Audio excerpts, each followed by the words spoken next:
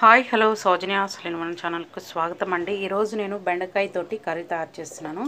1 kilo బెండకాయలను అయితే తీసుకున్నానండి. నీట్గా నేను వీటిని శుభ్రంగా తుడిచేసి ఇలాగ ముక్కలుగా కట్ చేసి ఉంచుకున్నానండి. అలాగే ఇప్పుడు మనం ప్రాసెస్ చూద్దాము. ఏమేమి ఎలా చేస్తాను ఏంటనేది ప్రాసెస్ క్లియర్గా చూపిస్తాను. చాలా బాగుంటుందండి. ముందుగా నూనె వేసుకొని బెండకాయలు వేయించుకోవాలండి. మనం కర్రీ చేసినప్పుడు జిగురు రాకుండా ఉంటుందన్నమాట. ఈ బెండకాయలను బాగా వేయించేసుకున్నాము.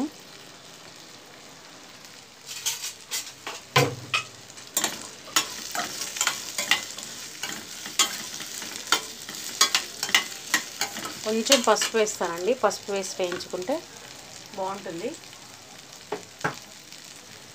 లైట్గా సాల్ట్ కూడా వేసుకోవాలి. ఇలా వేయించుకోవడం వల్ల మనకేమవుతుందంటే ఉప్పు వేసుకొని లైట్గా వేయించుకున్నాం అనుకోండి, మనకి కర్రీ ఎక్కువ జిగురుగా రాదనమాట, బాగుంటుంది.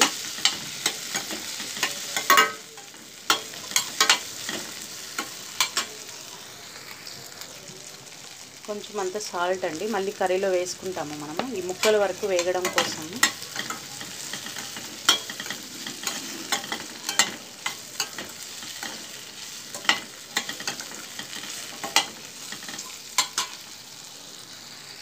ఇప్పుడు ఇవి వేగిపోయాయండి, సపరేట్ చేసుకుందాం మనము.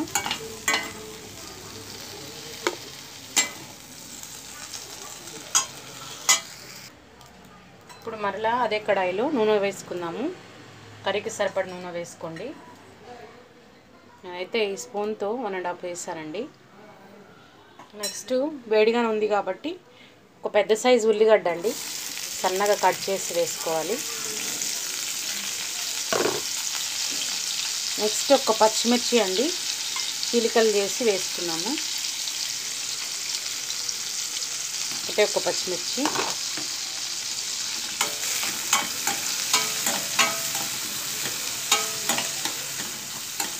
బాగా వేగనివ్వాలి.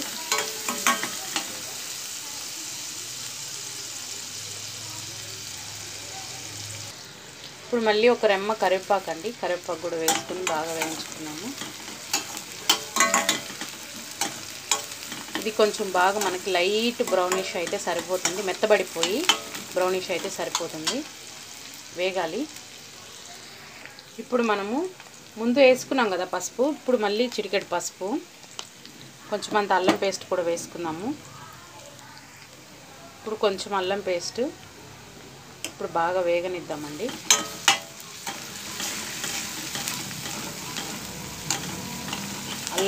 అల్లం పేస్ట్ వేగితే సరిపోతుంది. నెక్స్ట్ కారం వేసుకున్నాము.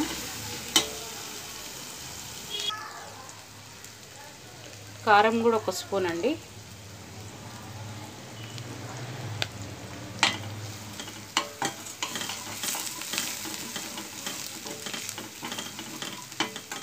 ఇప్పుడు మనము ఒక 2 మీడియం సైజ్ టమాటాలను ప్యూరీ చేసి వేసుకుందామండి. మీడియం సైజ్ టమాటాలు 2 మీడియం సైజు. ఇది కూడా బాగా కలిపేసుకున్నాము.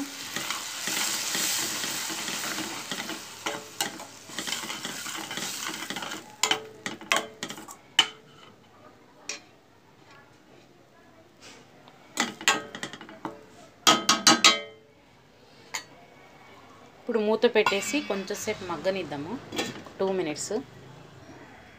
ఇప్పుడు టమాటా మగ్గి ఉంటుందండి, చూద్దాము. ఇప్పుడు ఈ టమాటా మగ్గుతూ ఉన్నప్పుడు మనము కొంచెం అంత గరం మసాలా వేసుకుందాము.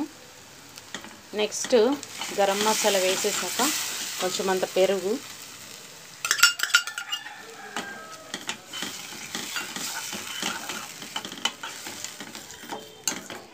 నెక్స్ట్ సిమ్లోనే పెట్టి ఇది చేసుకోవాలన్నమాట. పెరుగు ఇదైకుండా పగిలినట్టు రాకుండా మంచిగా వస్తుంది, బాగా కలుపుకోవాలి. నెక్స్ట్ వచ్చేసి ధనియాలు జీలకర్రతోని పట్టి పెట్టుకున్న పొడి అండి, 1/2 స్పూను.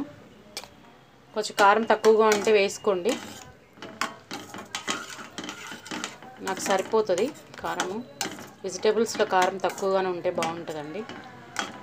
కొంచెం కారం తినే వాళ్ళు ఉంటే కొంచెం కారాన్ని అడ్జస్ట్ చేసుకొని వేసేసుకోండి. ఇప్పుడు మనము కొంచెం వాటర్ వేసుకుందాము.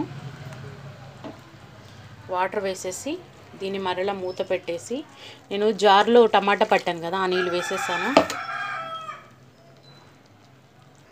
ఒకసారి అయితే కలిపేసానండి. మూత పెట్టేస్తున్నాను. మూత పెట్టేసి కొంచెం సేపు మగ్గాక అప్పుడు నేను బెండకాయ వేస్తాను. ఇప్పుడు మూత తీసేసానండి. ఇది మగ్గుతూ ఉంది. కొంచెం సాల్ట్ వేసుకుందాం. మనం సాల్ట్ వేయలేదు, బెండకాయ వేయించేటప్పుడు వేసాము. సాల్ట్ని కొంచెం వేసేసుకొని మన బెండకాయలను కూడా అందులో వేసేద్దామండి.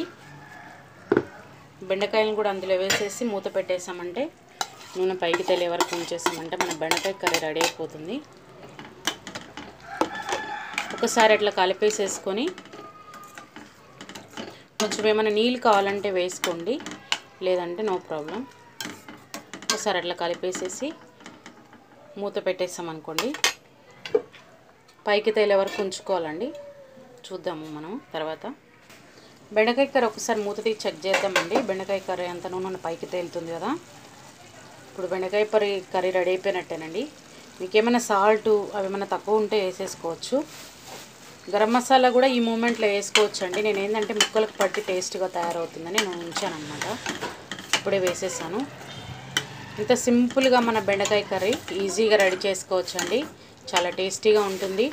అన్నంలోకి, రైస్లోకి కానీ ప్లస్ రోటీస్లో కానీ చాలా బాగుంటుంది. తప్పక ట్రై చేయండి ఫ్రెండ్స్.